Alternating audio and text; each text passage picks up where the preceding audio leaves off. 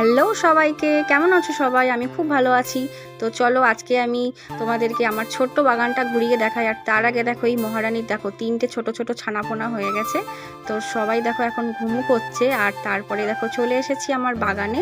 তো দেখো আজকে ভাবছো এই নয়নতারা গাছটা কেন দেখাচ্ছি? আরে দাঁড়াও দাঁড়াও, দেখো এই নয়নতারা গাছটায় দেখো দু রকমের ফুল হয়েছে। দেখো সাদার ওপরে এটা হলুদ, আর আগেটা তো দেখলেই নর্মাল লাল। তো ভাবছি একটা গাছে কীরকমভাবে দুটো ফুল হয়।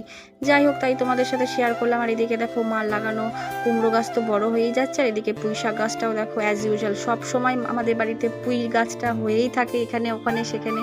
আর এইখানে আমি লাগিয়ে ফেলেছি একটা বড় পাট গাছ শাক, সেটা আমার থেকেও হাইটে অনেকটা লম্বা, একদম আমার শ্বশুর বাড়ির সবার মতো সবাই লম্বা। তো এও লম্বা হয়ে গেছে, মাঝখান থেকে আমি বেটে হয়ে গেছি।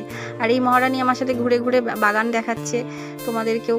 আর এখানে দেখো, এখানেও দেখো একটা পুঁই গাছ লাগানো আছে। আর এই দেখো কে টুকি মারছে, দেখো কি সুন্দর একটা ছোট্টাসা কিউট, দেখো একটা উচ্ছে হয়েছে।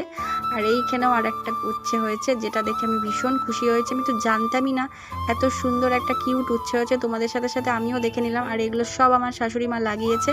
আর এই মহারানী দেখো এখনো ঘুরে ঘুরে বেড়াচ্ছে। তো চলো টাটা বাই।